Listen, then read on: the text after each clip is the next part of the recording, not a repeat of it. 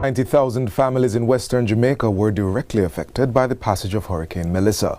That's according to preliminary figures from the Office of Disaster Preparedness and Emergency Management, ODPEM. The agency's initial damage assessment report also reveals that more than 120,000 buildings lost their roofs. Newly appointed Director General of ODPEM, Commander Alvin Gale, provided the update during a press briefing last Thursday. He adds that an estimated 27 communities remain isolated in hard-to-reach areas of St. Elizabeth, St. James and Trelawney. We're acutely aware that many communities are still marooned, cut off by flooding and landslides.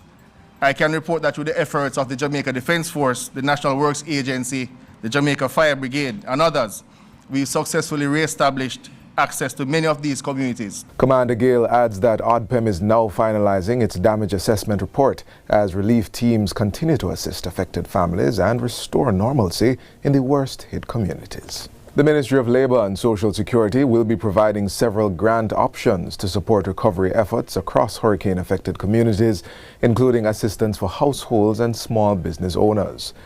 During a recent tour of impacted areas in Manchester, Parish Manager for the Ministry, Audrey Roy, told JIS News that the goal was to help families get back on their feet, especially those who lost their livelihoods. We have compassionate grants, we have rehabilitation grant which goes more towards a business. That's an entrepreneurial grant. So they can get that, for example, if you're, say you raise cows and you'd have lost your cows during the hurricane, then you can come and access a grant to purchase maybe 2 young calves, some goats, some pigs, whether to rear chicken. We have a grant that can allow you outside of whatever grant they'll give for example, to help to repair your house. We have grants that you can actually access to help you rebuild. Teams from the ministry have been visiting communities such as Whitby in northeast Manchester, Ballinaur, Heavy Tree and Clonos, distributing relief items including mattresses, hygiene supplies, tarpaulins and food packages. The Labour and Social Security Ministry will continue its assessments and relief operations in other affected parishes in the coming days to ensure that vulnerable families receive the help they need. India has joined the list of nations providing support to Jamaica's hurricane relief and recovery efforts. On Thursday, an Indian Air Force aircraft arrived with approximately 20 tons of humanitarian aid and disaster relief supplies from New Delhi. The shipment includes rehabilitation support items, food and daily necessities, power generators, shelter materials and hygiene kits, medicine and medical equipment.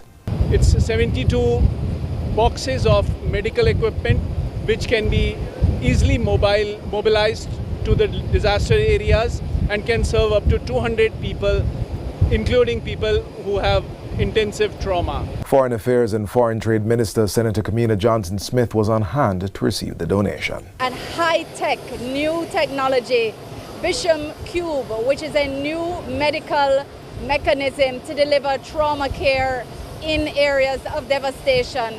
And there is a whole medical team here to train the Jamaican medical team to be able to deliver care in the areas that are hardest hit and that need medical services to be deployed. It's modular, so it can be deployed in smaller communities which are more difficult to get to, and even where the helicopters cannot land. The aircraft also carried aid for Cuba, which was also affected by the hurricane. The Universal Service Fund, USF, will deliver at least 90 community connectivity solutions to areas affected by Hurricane Melissa over the next 6 weeks. Minister of Energy, Transport and Telecommunications, Darrell Vaz, gave the update during a recent press briefing at Jamaica House. He says the USF is deploying Starlink satellite solutions to restore connectivity in affected communities, many of which remain cut off from communication services. Starting with Betheltown, Westmoreland, and rolling 15 installations over the next week. Mobile units are also being deployed to provide Wi-Fi and charging stations in affected communities. More than 150 communities have been affected by the lack of connectivity. The Jamaica Defence Force JDF has begun to airlift Starlink units and generators into isolated communities to establish community Wi-Fi hubs and support humanitarian operations. Starlink is being used to restore mobile backhaul for phone and digital towers in the west, helping to connect 250,000 people in the affected areas. In addition, hospitals and emergency services are now using Starlink to stay connected, request supplies, and coordinate relief and more. 600 Starlink units, 400 fixed and 200 mobile, have been distributed in priority order across the worst hit areas. Chief Executive Officer of the Jamaica Public Service Company, Hugh Grant, says JPS is increasing manpower to accelerate the electricity restoration process across the island.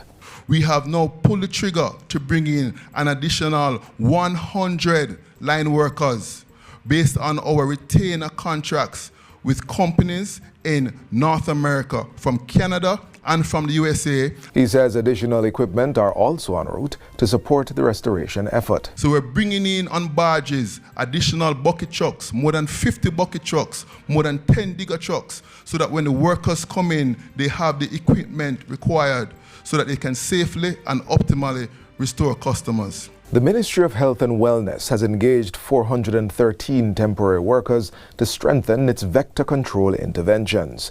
This is in anticipation of increased vector-related activity island-wide in the aftermath of Hurricane Melissa. Portfolio Minister Dr. Christopher Tufton says the temporary staff will be working in tandem with the ministry's permanent personnel. We do anticipate an increase in vector-related activity, whether it's rodents or mosquitoes. 413 temporary workers are engaged, and we're going to be supporting those temporary workers with 498 permanent staff. And you will see and feel and hear more of them in the communities in the coming days, because we do expect over the next week or so, particularly in the areas where we have no electricity, that's going to be an issue. Dr. Tufton points out that there is always the risk of dengue fever, which is caused by the Aedes aegypti mosquito. Hence, continuous monitoring and testing is being done to determine the population of the various species and how to control them. He further advises that public health inspectors are also mobilized and are in the field looking at the food chain to ensure food safety. We have already condemned a fair bit of food that is to be refrigerated and can't be refrigerated, and also doing water testing, all of that in aid of preventing infections or diseases from food or water. The National Solid Waste Management Authority, NSWMA, is now stepping up the resumption of its regular garbage collection services in residential areas. Executive Director Audley Gordon says the agency has engaged additional private tipper trucks to help speed up the process. We are pushing hard, and we're going 3 trips, so our disposal site are literally going open literally around the clock. We have also gotten additional spaces where we are temporarily storing like the debris from Melissa. We are storing them in temporary space. Mr. Gordon, who was speaking on our Get the Facts program on Sunday, explained that collection schedules fell behind due to the authority's pre-hurricane preparations and post-hurricane recovery activities. He explained that the agency also had to suspend all service for 24 hours during the storm as it was too dangerous to operate. We spent quite a bit of our time, at least 3 or 4 days before Melissa, and take up all we could in terms of loose garbage. Now that distracts us from community collections during that period of time. And then after Melissa, we have to go to clear roads of debris and fallen trees, etc., so that we can open up the space. And finally, the Ministry of Education is urging teachers to take advantage of the psychological support services available through the education system as they deal with trauma caused by the hurricane. In making the call, Portfolio Minister Dr. Dana Morris-Dixon highlights that the hurricane has taken an emotional toll on the educators as well as students. In our ministry already, we have a group of over 30 psychiatrists and psychologists that we have available to our education system. So we have a system in place for those who need help. And we say we already have these avenues available, and we want our teachers to take use of it. She says the ministry is deepening collaboration across the education sector to minimize learning loss caused by the hurricane. A meeting was convened last week with key partners to coordinate recovery and ensure continuity in education. School boards and principals have been advised to assess readiness based on local conditions and manage the opening of schools